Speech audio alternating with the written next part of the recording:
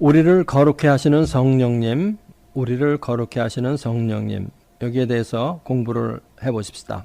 먼저 베드로전서 1장 2절 다 같이 곧 하나님 아버지의 미리 아심을 따라 성령의 거룩해 하심으로 순종함과 예수 그리스도의 피뿌림을 얻기 위하여 택하심을 입은 자들에게 편지하노니 은혜와 평강이 너희에게 더욱 많을지어다. 아멘.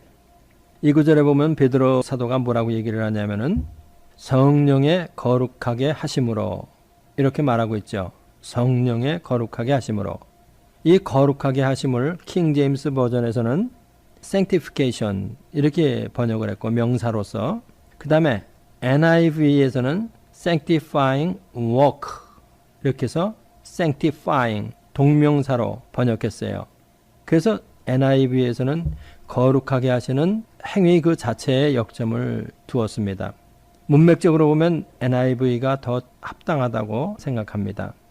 그래서 하나님 아버지의 미리 아심을 따라 성령의 거룩하게 하심으로 성령이 우리를 끊임없이 거룩하게 하고 계시다. 이런 의미라고 우리는 생각할 수 있죠. 우리를 거룩해 하시는 분은 성령님이십니다. 우리를 거룩해 하시는 분은 성령님이시다. 하나님께서는 우리를 거룩한 삶을 살게 하시려고 부르셨어요.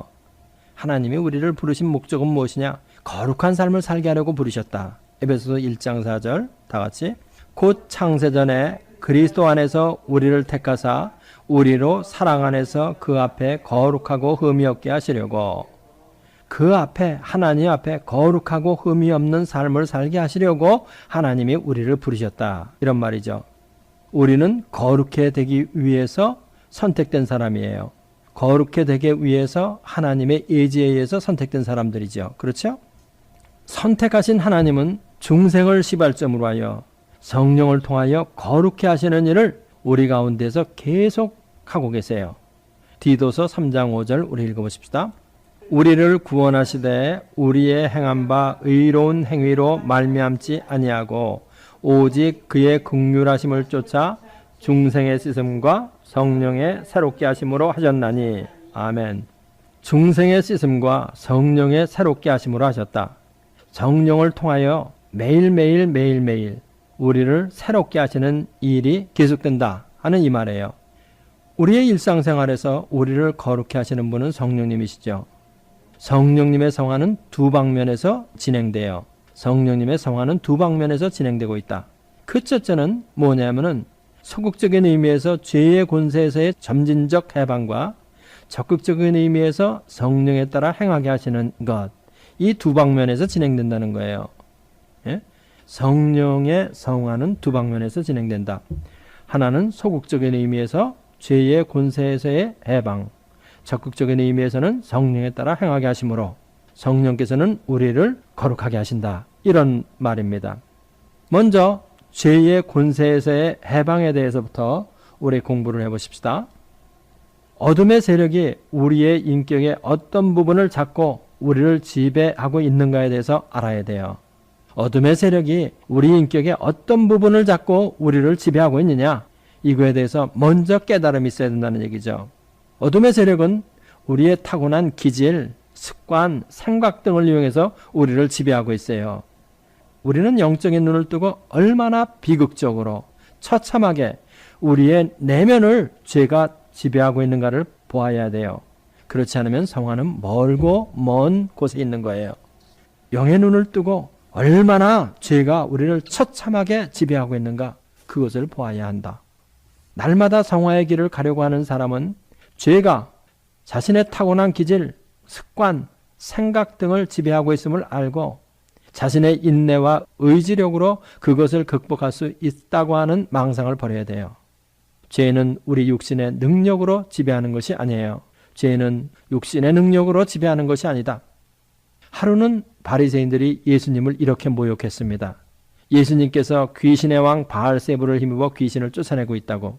이때 예수님이 뭐라고 말씀하셨냐면은 마태복음 12장 29절 우리 읽어보십시다. 사람이 먼저 강한 자를 결박하지 않고야 어떻게 그 강한 자의 집에 들어가 그 세간을 늑탈하겠느냐. 결박한 후에야 그 집을 늑탈하리라. 예수님께서 귀신의 왕 바알세불을 힘입어서 귀신을 쫓아낸다고 예수님을 모욕하니까 예수님께서 대답하신 말이에요. 강한 자가 들어가서 먼저 그 안에 있는 자를 결박한 후에야 그 집을 늑탈하리라, 이렇게 말씀하신 거예요. 그러면서 마태복음 12장 28절에서 뭐라고 말씀하셨냐면은 다 같이, 그러나 내가 하나님의 성령을 힘입어 귀신을 쫓아내는 것이면 하나님의 나라가 이미 너희에게 임하였느니라. 영적인 것은 영적으로 대적해야지 육신으로 대적하려고 해서는 안 된다는 말입니다. 수많은 사람들이 자신의 인격을 어둠의 세력이 지배하고 있다는 말을 듣기를 싫어합니다. 그렇지만 우리가 이런 말을 하는 이유는 어둠의 세력으로부터 자유를 얻기 위함이고, 자유를 얻기 위해서는 무엇을 해야 하는 것인가를 알기 위해서는 우리는 필연적으로 어둠의 세력이 우리 자신을 지배하고 있다는 것을 인정해야 된다는 거예요. 예수님은 뭐라고 말씀하셨냐면은 내가 하나님의 성령을 힘입어 귀신을 쫓아내는 것이면 하나님의 나라가 이미 너희에게 임하였다, 이렇게 말씀하셨어요. 하나님의 나라가 저희에게 임하지 않는 것은 성령의 능력으로 어둠의 세력을 쫓아내지 않기 때문이라, 이렇게 말하신 거예요. 이 말은 너희들 마음속에 왜 하나님의 나라가 임하고 있지 않느냐? 너희들이 성령의 능력을 힘입어서 어둠의 세력을 쫓아내지 않기 때문에 너희들 마음속에 하나님의 나라가 임하고 있지 않다, 이 말이에요. 자신의 마음에 하나님의 나라가 임하기를 원하는 사람은 성령을 힘입어 어둠의 세력을 자신의 내면에서 축출하는데 부단한 기도를 해야 합니다. 그러면 여기서 무엇이 어둠의 세력이 우리의 인격을 주관하는 증거입니까? 무엇이 우리 마음에서 어둠의 세력이 우리의 인격을 지배하는 증거냐? 사도 바울은 이렇게 말했어요. 내 속사람으로는 하나님의 법을 즐거워하여 하나님의 뜻을 행하고 싶지만 한 다른 법이 내 안에 있어 하나님의 법을 행하지 못하게 한다고, 이렇게 말했어요. 로마서 7장 22절로 24절 다 같이, 내 속사람으로는 하나님의 법을 즐거워하되 내 지체 속에서 한 다른 법이 내 마음의 법과 싸워 내 지체 속에 있는 죄의 법 아래로 나를 사로잡아오는 것을 보는도다. 오호라, 나는 곤고한 사람이로다. 이 사망의 몸에서 누가 나를 건져내랴. 내 속사람으로는 하나님의 법을 즐거워하고 있는데 그것을 행하고 싶은데 내 지체 속에 있는 한 다른 법이 그것을 하지 못하게 방해하고 있다, 이런 말이에요. 바로 우리 마음속에 있는 다른 한 법, 바로 그것이 뭐예요? 어둠의 세력, 죄의 법을 의미하는 겁니다.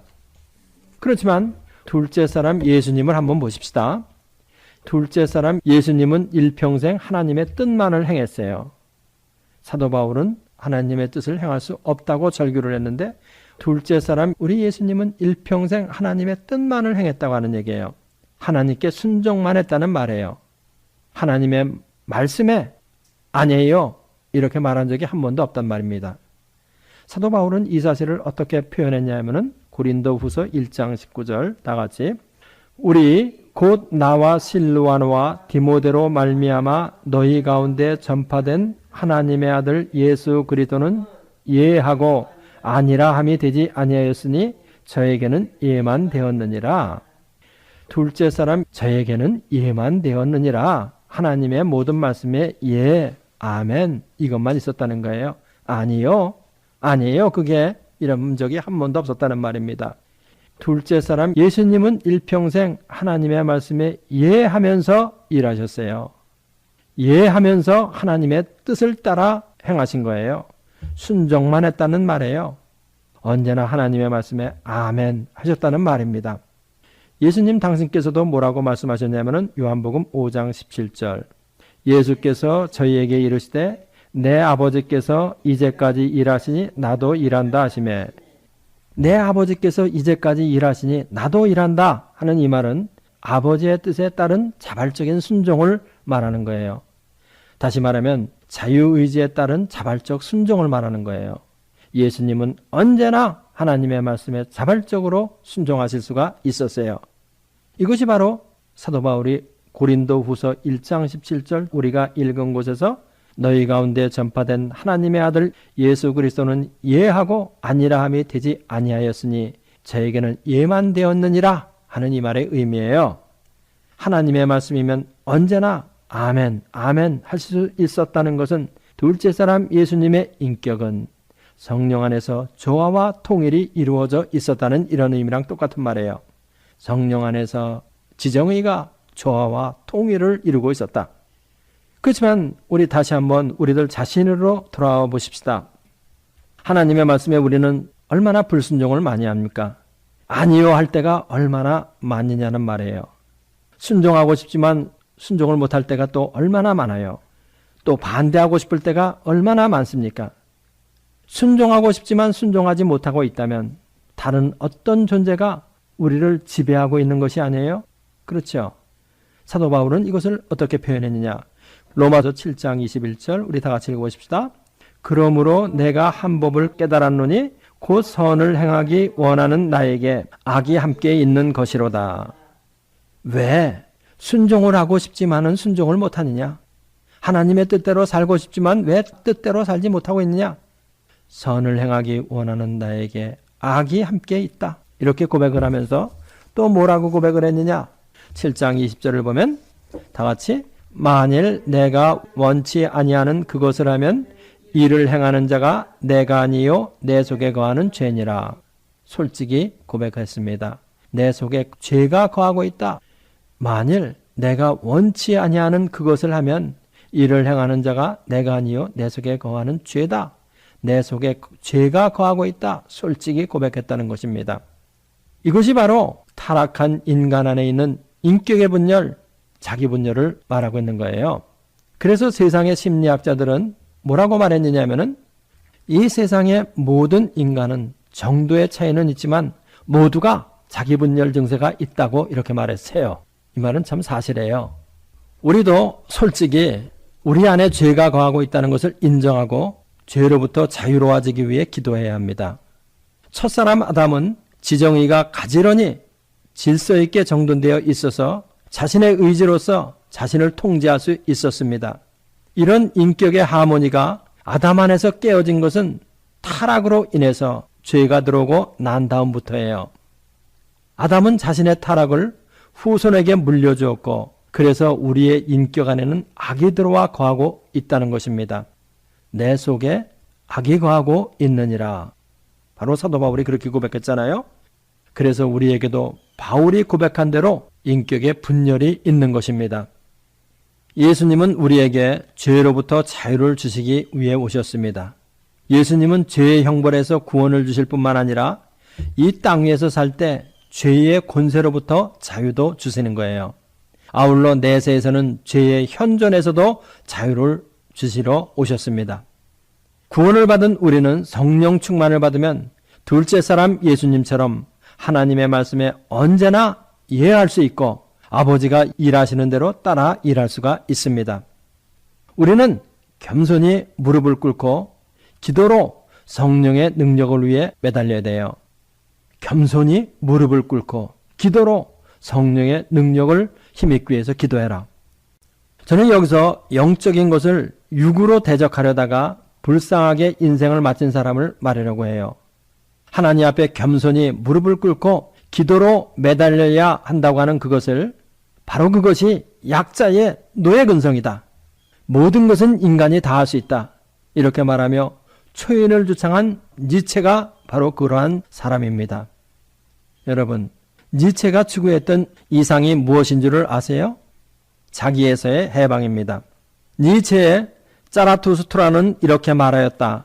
이 책은 자기에서의 해방을 추구한 책이에요. 니체의 사상의 극치라고 할 수 있는 책이죠. 그렇지만 니체 그 자신은 자기로부터의 자유를 얻었어요.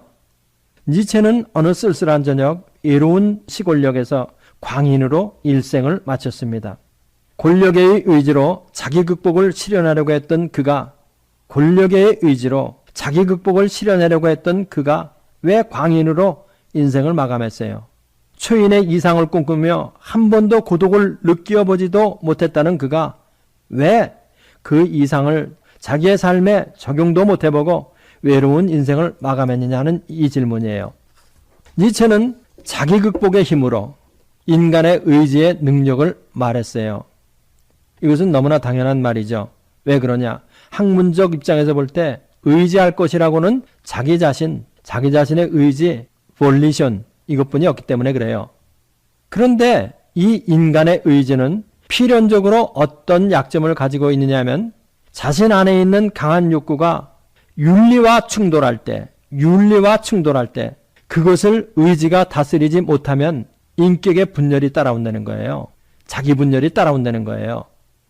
이렇게 자기 자신 안에 있는 강한 욕구와 윤리와의 충돌이 올 때 이것을 종교적인 것으로 초월하지 못하면 광인이 되는 겁니다. 까미의 이방인의 메르소처럼 자결하는 태양이라고 하는 아무렇지도 않은 이유로 인해서 아랍인을 곤충으로 살해하게 되거나 도스토옙스키의 죄와 벌의 라스콜라니코프처럼 우울증에 빠져서 전당포 노파를 도끼로 살해하는 그런 우발적 범죄를 저지르게 된다 이 말입니다. 그렇지 않으면 현대의 인생 수업의 저자 엘리자베스 로스처럼 자기 자신으로 존재하는 것을 배워라. 자기 자신으로 존재하는 것을 배워라. 이렇게 말하면서 생의 마지막 순간 내가 가장 원하게 될 것, 그것을 지금 하라. 이렇게 말할 수밖에 없는 배부른 사람의 범인의 철학에 만족하게 된다는 거예요. 생의 마지막 순간 내가 가장 원하게 될 것, 그것을 지금 해라. 이렇게 할 수밖에 없는 배부른 사람의 범인의 철학에 만족하게 된다는 거예요. 어쨌든 분열이 올 때 초월할 수 있는 방법은 종교로 승화하는 것인데 그것을 찾지 못하면 이것은 정신분열이 다가와 광인이 되게 하거나 국가 사회적으로 적용하게 되면 파시즘으로 나아가게 되어 있어요. 자기의 의지로 자기를 제어하려고 하는 것은 종교로 승화하지 않으면 이런 분열과 탈선에서 해방을 주지 못한다는 것입니다. 이것이 바로 유한한 인간의 한계입니다.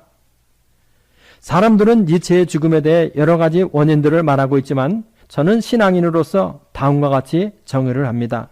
자신의 의지로 자신을 통제하려고 하고 인격의 조화를 시도하려고 하는 것은 육으로 육을 제어하려는 것이기 때문에 아무런 유익을 주지 못하고 오히려 해로움을 줄 때도 있다. 이렇게 정의하는 거예요. 사도 바울은 이것을 골로새서 2장 23절에서 뭐라고 말했느냐?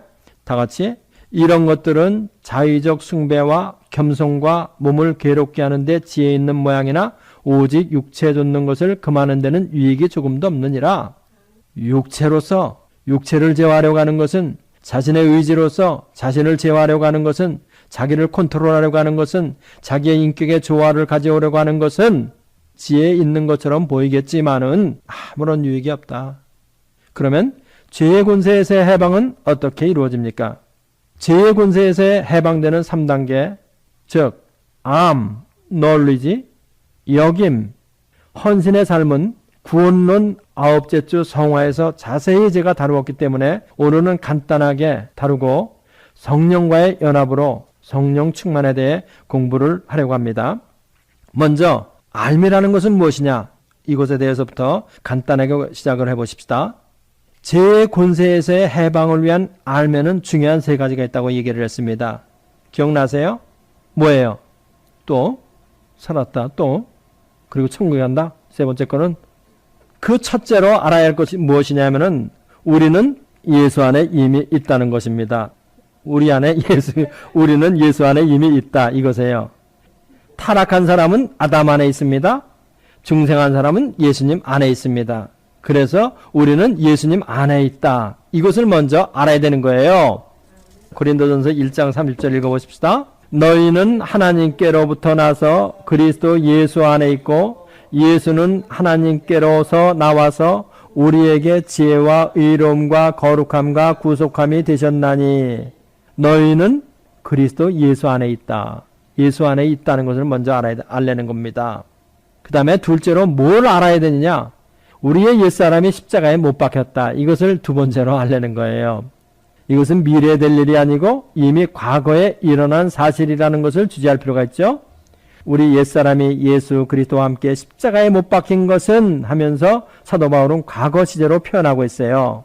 우리의 옛사람은 이미 십자가에서 죽은 것입니다. 그래서 로마서 6장 6절 우리 읽어보십시다. 우리가 알거니와 우리 옛사람이 예수와 함께 십자가에 못 박힌 것은 죄의 몸이 멸하여 다시는 우리가 죄에게 종노릇하지 아니하려 함이니. 여기 보니까 우리가 알거니와 알아야 한다는 얘기죠. 우리 옛사람이 예수와 함께 십자가에 못 박혔다. 이렇게 과거 시제로 표현하고 있다는 거예요. 그거는 무엇을 의미하는 거라고 그랬어요? 뭐예요? 믿음으로 받아들여야 한다는 것을 말하는 것이란 말이죠. 예? 왜 과거로 표현되어 있느냐? 예수 안에서 이미 너는 죽었다. 옛사람은 죽었다. 벌써 죽어버렸다. 그것을 믿음으로 받아들여라. 이런 말이라 했잖아요. 다음에 또 알아야 할 것은 무엇이냐면은 죄가 예수님을 주장하지 못하듯 예수님 안에 있는 우리를 죄가 다시 주장하지 못한다는 것을 알아야 돼요. 알지 않으면 되는 게 없죠. 로마서 6장 9절 우리 읽어보십시다. 이는 그리스도께서 죽은 자 가운데서 사셨음에 다시 죽지 아니하시고 사망이 다시 그를 주장하지 못할 줄 알미라. 여기도 사망이 다시 그를 주장하지 못할 줄 알미라 이렇게 말한 거예요. 죄가 다시 그를 주장하지 못한다. 예수님을 다시 주장하지 못한다. 그렇기 때문에 예수님 안에 있는 우리도 다시는 죄가 주장하지 못한다. 이렇게 사도 바울이 얘기하는 거예요. 그래서 로마서 6장 14절에서는 뭐라고 얘기했냐면 사도 바울이 죄가 너희를 주관치 못하리니 이는 너희가 법 아래 있지 아니하고 은혜 아래 있음이라 이렇게 말하고 있는 것이에요. 그렇죠? 다음에는 여기는 것이 중요해요. 여기는 거. 죽은 자로 여겨라 이제는. 로마서 6장 10절 우리 읽어보십시다. 그의 죽으심은 죄에 대하여 단번에 죽으심이요 그의 살으심은 하나님께 대하여 살으심이니 이와 같이 너희도 너희 자신을 죄에 대하여는 죽은 자요 그리스도 예수 안에서 하나님을 대하여는 산 자로 여길지어다. 이제는 그리스도 예수 안에서 산 자로 여겨라 이것입니다.